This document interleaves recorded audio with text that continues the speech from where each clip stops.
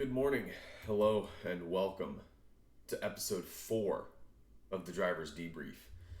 I'm your host, Nicholas Patty, and we are going to jump in because we have a lot to go through. We got IndyCar, we got Formula One, we got did I say IndyCar? We have Formula One, we have IndyCar news, we got MotoGP, we have NHRA. We got a lot to talk about, so we're gonna start and get into it. But before I do, make sure to follow right here on the Driver's Debrief on X.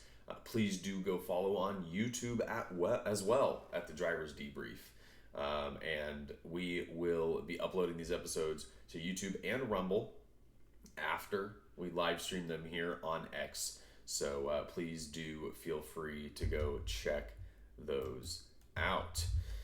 With that said, let's look at what we're going to talk about. We have the IMSA Brickyard, we have NHRA at Charlotte, F1 Singapore, NASCAR Bristol, and MotoGP at Misano. So let's jump into Conversation Corner, shall we? All right, Conversation Corner. First talking point, Toyota has now partnered with Walkinshaw and Andretti Racing to go V8 supercar racing in 2025 in the Toyota Supra, which is huge news. The fact that Toyota is taking this step is a massive commitment to its motorsport ladder, to its motorsport program with GR86 and all that sort of stuff. So big move for Toyota and making an already competitive and enjoyable series even more compatible and more competitive and more enjoyable. Bubba Wallace has signed a multi-year extension with 2311 Racing. Porsche is already working on a 963 Evo, and they're the first manufacturer to be bringing upgrades to one of their hypercar or GTP programs. Speaking of GTP programs, Valentino Rossi is going to be testing the BMW LMDH car at the Bahrain Rookie Test after the WEC season. Van de Steur Racing, who you may know as an IMSA TCR team that runs the Hyundai Elantra Rs, they're committing to an Endurance Cup GT3 ride with Aston Martin. For those of you that aren't familiar, the Endurance Cup is a sub-championship of the whole IMSA calendar where you only do a Petit Le Mans, the Glen, Daytona, and Sebring. Excuse me.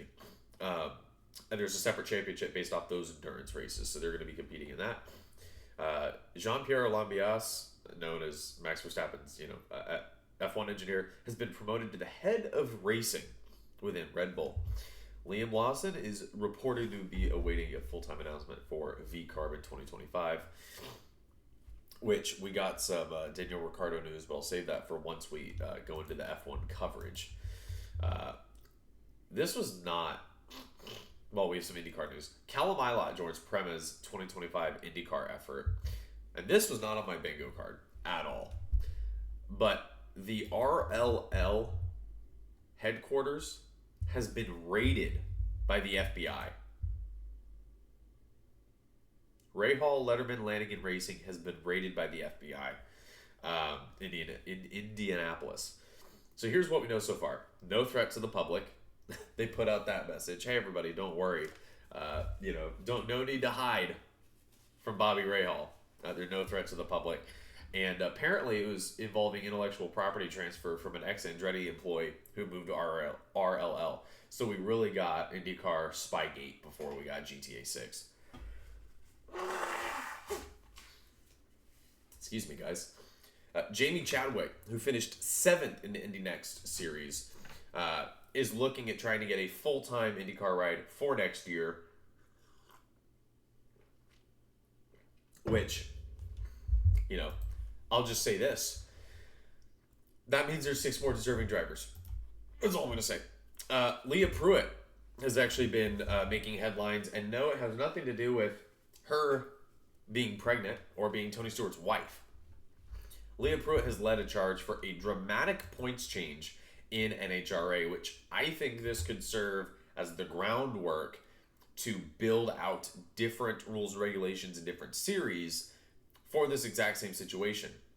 So now there's a rule in NHRA where for maternal cases, Leah Pruitt was driving, let's say last year or this year, gets pregnant, is no longer able to race. She doesn't think all her points should just dissolve, fall by the wayside, get wasted. So now those points are going to be able to be transferred to a new driver so that the team and the driver can still reap the benefits of a season-long commitment to hard work and performing at a high level. So her, Ida Zetterstrom,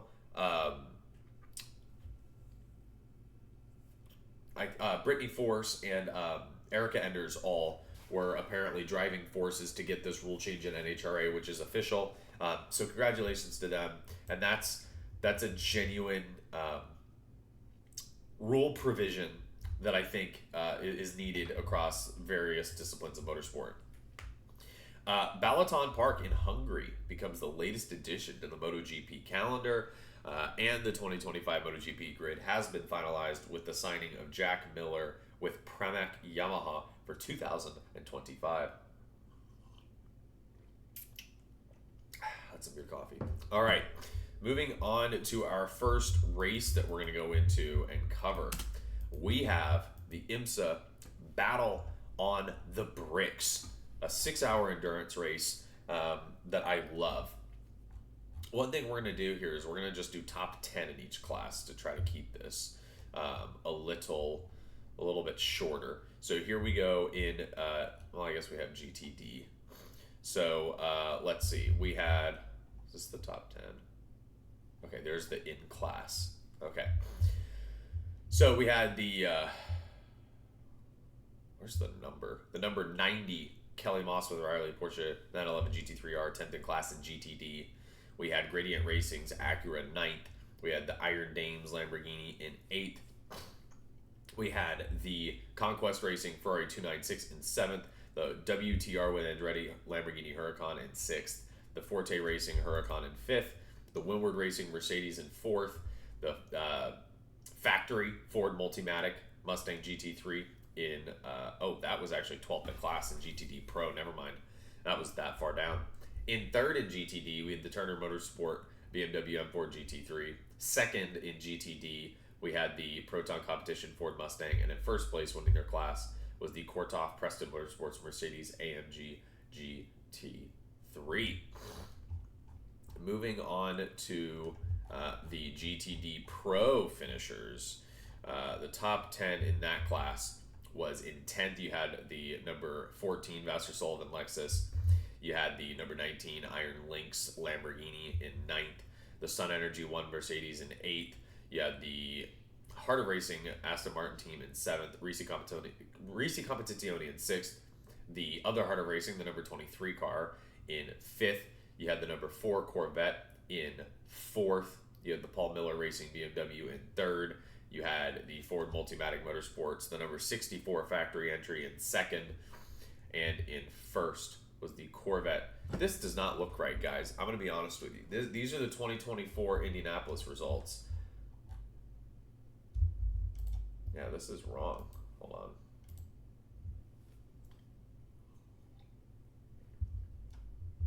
This is embarrassing. I apologize.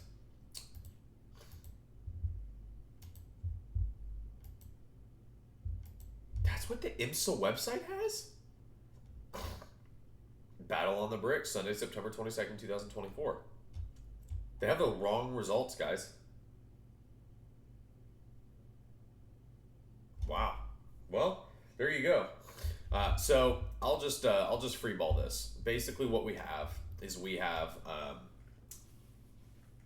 the BMWs getting 1, 2 in GTP, with the number 6 Porsche getting 3rd. The number 7 Porsche had a horrible race. In GTD Pro, you had Rexy win. You had one of the Kelly Moss Porsche wins in GTD. And I'm not sure who won in LMP2. That's what I can do by memory. There you go. Those are your IMSA results. Moving into talking points. We always have this with IMSA because it's a mix of gentleman drivers and professional drivers. But, yeah, there were some questionable moves. It was a downpour. It was mixed conditions for a lot of the race, so I can understand the challenge that posed to the drivers.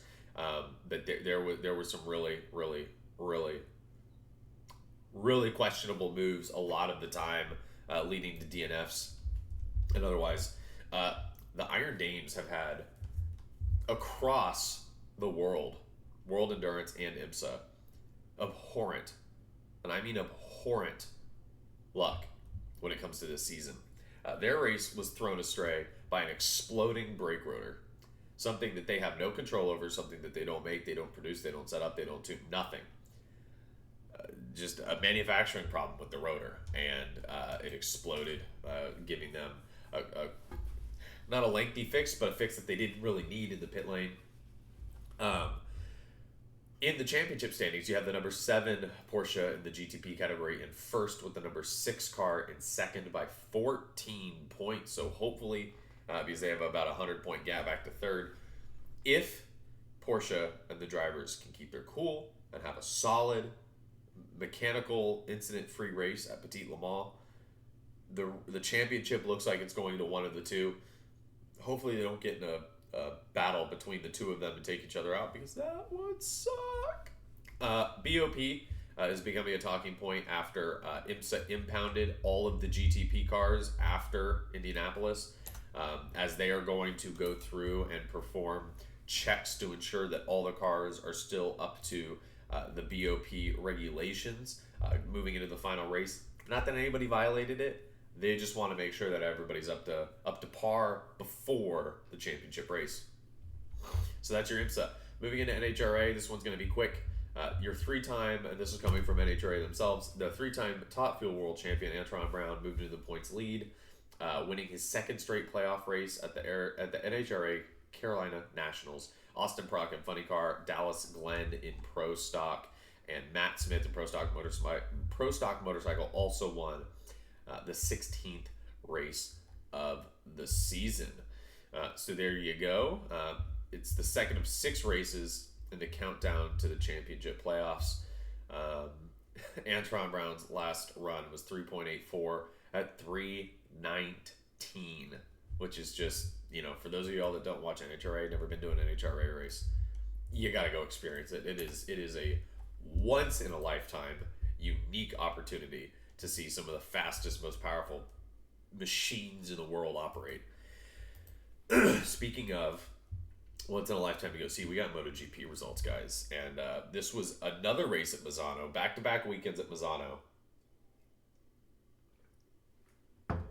But this was a very different race from the one that we had last time. So let me start with the DNFs. Pedro Acosta and Pecco Bagnaia. Yeah. 19th, Brad Binder. 18th, Augusto Fernandez. 17th, Taka Nakagami. 16th, Jack Miller. 15th, Johan Zarco. 14th, Fabio Di Gianantonio. 13th, Raul Fernandez. 12th, Luca Marini. 11th, Joao Mir. 10th, Miguel Oliveira. 9th, Alex Marquez. 8th, Alicia Spargaro. 7th, Fabio Quartararo. Good ride for him on the Yamaha. Didn't get talked about. Maverick Vinales in 6th. Franco Morbidelli in 5th. Marco Bezzecchi in 4th. Marc Marquez in 3rd. Jorge Martin in 2nd. And in first place, Italy's own Enea Bastianini. Talking points in this race, which is Jorge Martin versus Enea Bastianini. Where is the line? Right? Where's the line between too hard and not hard enough when it comes to overtaking? For some reason, Jorge Martin was put out by the fact that Enea Bastianini made a lunge. They didn't even make contact, caused Jorge Martin to stand the bike up, run wide in 3 and 4 at Misano. And this was on the last lap for the race win. Enea Bastianini goes on to win at home for both Ducati and himself. Wins Ducati's 100th victory in the Premier class. And Jorge Martin was upset by the move. Now, you can go watch it on YouTube. It's on Instagram. It's a very tame move. And the funny thing is I was watching this yesterday with my dad, and we both were kind of shocked that Jorge Martin immediately, rather than getting back down on the bike, leaning it in and chasing after him, throws up his hands, looks around like, ref, where's the call? But the commentators went on to agree with us, which was fortunate, because they said that compared to Valentino Rossi in his prime, or Marc Marquez in his prime, this is the most tame, relaxed move they've seen compared to those. Which goes, I guess, to my bigger talking point that I made in, I believe, episode 2 or 3, which is, I made it in last week's episode because it was after the last race in Misano, that this field compared to the field that I grew up with, Max Biaggi, Loris Capirossi, Valentino Rossi, Nicky Hayden, Mark Marquez being the new kid on the block, Jorge Lorenzo, Casey Stoner. That field was such a cut above the current field that I don't know if the current field would know how to operate when faced with going toe to toe with Valentino Rossi in 2009, right? Or Jorge Lorenzo in 2011. I don't think they know what to do. Moving on, I think we've known this for a while, but it's a question of in the times that require perfection, can Pecco perform? Okay, sure, back-to-back double world champion in a fight for a third. This is the tightest championship battle he's had in those championship contending years. And what happens is you have Pecco, who's sitting in third in this race, by the way. He was sitting in third. He would have only lost, what would have been, like 14 points to Jorge Martin. And if Bastianini, at the time that they were running, it was Martin first, Bastianini second, Pecco third. If Enea Bastianini jumps Jorge Martin like he did, that gap actually goes down further, obviously, in terms of the points lost. The gap would have been 30 points from Martin to Bagnaia. Or no, I'm sorry, it would have been 14. Would have been 14 if they finished first and third. Not even second and third. And with Pecco dumping the bike, the gap is 30. It's double. And this is the point I made yesterday, which is you're contending for a world championship. You're in third. And rather than deciding, I'm going to mitigate these points, maybe first and second get into a battle, that's my teammate up there. I'm going to sit back, relax, maintain my position. He didn't have any pressure from behind. Pecco decided that he was going to break lap records consecutively over 2 or 3 laps, trying to close up. And what did he do? Goes too hard into a corner, front end of the bike washes out, dumps it, unable to get back up and continue. So in trying to gain 5 or 7 more points for making up another position, he lost 15. Again, these are the decisions that your repeat world champions in any discipline have to make. Even if it's American football, soccer, European football, global football, Formula One, you have to make decisions of percentages. Is it likely? What's more likely, that I can actually catch up to first and second after pushing this hard and then make overtakes on a tire compound that's getting degraded, on a track that you're strong but the other two are equally as strong, in a championship that still has races left? Or do I lose too much by throwing it away? And I think Pecco threw the championship away. But it is still technically open. It is mathematically possible for him, Jorge Martin, or Marc Marquez to be in contention and to possibly win that championship. So we will see what happens. Moving on to F1 in Singapore. I'm going to do the top 10 for this. In 10th place, we had Sergio Perez. 9th, Nico Hulkenberg. 8th, Fernando Alonso. 7th, Carlos Sainz. 6th, Lewis Hamilton. 5th, Charles Leclerc. 4th, George Russell. 3rd, Oscar Piastri. 2nd, Max Verstappen. And 1st place, Lando Norris. With this said, we got a lot to talk about, guys. And it always seems like F1 is the motorsports discipline that gets me the most riled up. But I think it's because it's the most fruity. It's the most I don't know. It just gets me riled up. So here we go. Swearing over the radio has now been banned. You said shit, you're banned. I would have just gotten a fine from the FIA. Because Mohammed Ben Sulayem said, we're not rappers. We're professional athletes. So swearing isn't allowed. Which, let me start at the beginning. Lewis Hamilton said there's a racial element there because he said we're not rappers. Sorry, Lewis, I hate to break this to you. That's not true. There's white rappers. In fact, the best-selling rapper of all time is Eminem. White. Rapper is a style of music, like a hard rock guitarist, or a bassist, or a drummer, or a singer, or a pop celebrity. Those aren't racial comments. Rap music, compared to other forms of music, features swear words significantly more than their comparison points. So he doesn't want to sound like rap music because it's full of bad words. Okay, I get that. That compartmentalize that, move that out of the way. Now moving on to the actual swearing policy itself, it's absolute garbage.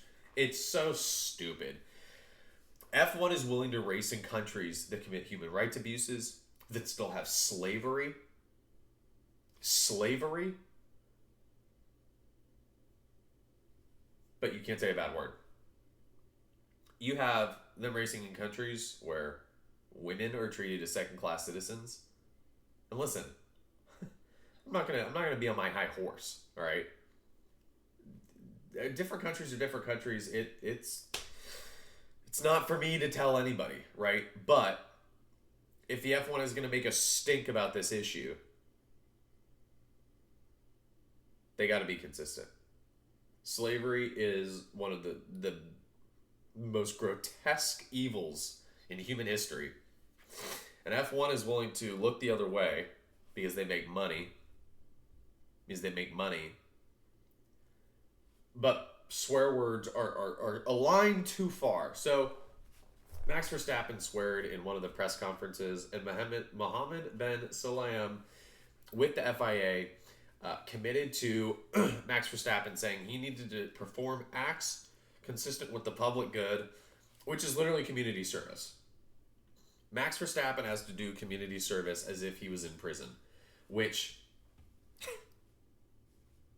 is ridiculous. Guys, we're talking about Formula One. These guys make hundreds of millions of dollars and they got to do community service for swearing. Max protested over the week. Anyway, it's a bunch of drama. But the simplest way, the most effective way I can put it is, how about we worry about racing in countries where slavery is still allowed before we worry about swear words? Okay, cool. McLaren, more drama. Their mini DRS wing in Azerbaijan. So for those of you that live under a rock, McLaren has a rear wing, the DRS element. So this is like the main element, left to right on the car. This is the DRS element that provides drag so that when it opens, you reduce drag because now the air passes through. McLaren had a wing that under pressure, the top edge, where my thumb is, would flex up and lift a little bit to let air through, reducing drag, increasing the top speed of the car. Well, the FIA said, yes, McLaren, your car is completely legal. It passed all our tests. It abides by the rules. However, it's outside the spirit of the regulations, so you're going to be forced to change it. Which, because I've done enough Twitter ranting, I'm just going to say it very simply here. If a part of a car passes all your tests and abides by the regulations, you do not have the right, I don't care what you say in the rules, you ought not have the right to be able to say, you got to change it anyway. That's on the FIA to design a better test. That's on the FIA to be more stringent in their testing, or to further define and clarify their rule set when it's created. Not to say mid-season, hey, you were creative, congratulations, penalty. And it's not even a penalty. It's saying fix it. What is there to fix if it's legal? This is where you have people, you have people on F1 Twitter, which I absolutely despise. I hate F1 Twitter, not the people. Saying, well, it sets out in the rules that they have the authority to change the rules in order to further abide by the spirit of the regulations, or whatever the hell that language is. Let's keep the language real simple. Is it legal? It's okay then. They don't have to do anything about it. That's it. That's what those words mean. So let's not get confuddled trying to rationalize the FIA being a bunch of dipshits. Okay, race talking points. Max did everything he could. Damage limitation, finishes second. Surrenders the minimum amount of points that he could have to Lando Norris, with Lando Norris winning the race, other than Max potentially getting fastest lap. However, Daniel Ricciardo, in what is been all but confirmed in his last F1 race, got fastest lap at the end of the day, meaning that Max Verstappen could finish second in every single Grand Prix for the rest of the year, and Lando Norris get first with fastest lap, and Max can still win the championship. So Daniel Ricciardo being Max's wingman for one more race. In Daniel Ricciardo news, he said he is open to doing some NASCAR as an experience. He'd want to try it. He'd want to feel it. He'd want to see how it goes. However, he doesn't know if he wants to do it full time because he knows how competitive it is and those guys do it full time. He doesn't know if it's right for him. Daniel, please, I need you and SVG on a NASCAR team. Please. Hey, how about Kyle Busch and Daniel Ricciardo on RCR? Get Austin Dillon out of there. Let Daniel Ricciardo drive the number 3 car. Okay, cool. Speaking of NASCAR, man, what a boring race. Let me go through the top 10 for you. We have Ross Chastain in 10th, Alex Bowman 9th, Chase Briscoe 8th, Ryan Preece 7th, Ryan Blaney 6th, Christopher Bell 5th, Denny Hamlin 4th, Bubba Wallace 3rd, Chase Elliott 2nd, and Kyle Larson 1st. That means a few things for your playoffs. I believe I got this correct, but Harrison Burton, Brad Keselowski, Martin Truex, and Ty Gibbs are all out of the playoffs. It moves on to the round of 12. The only one I'm not sure about is Gibbs. I know Burton, Keselowski, and Truex are all out.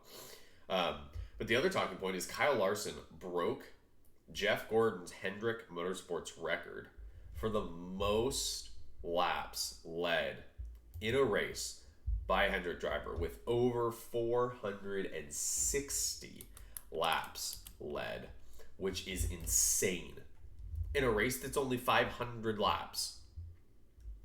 So, Kyle Larson, further setting out why he is one of the greatest NASCAR drivers of all time. I'm not going to say one of the greatest drivers, but one of the greatest NASCAR drivers of all time, with results like that.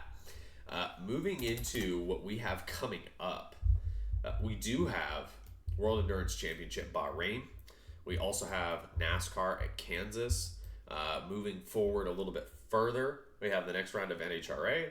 We have IMSA Petit Le Mans. That's even further out. And we have Formula One at COTA, I believe, is the next race in 2 or 3 weeks' time. So we have some time. Next week is going to be a little bit of a slower episode, which means I don't have to talk nearly as fast. Got this episode early. We got a car we got to drop off for service, and we had a lot to get through. So before I bid you adieu, I just want to say thank you to anyone and everyone that comes by this X live stream or watches this on YouTube and Rumble. That's where I'm going to be uploading this next. You can see where to follow up here at X at Drivers Debrief, or on YouTube at Drivers Debrief, or on Rumble at the Drivers Debrief. We are going to be on all the places, all the platforms.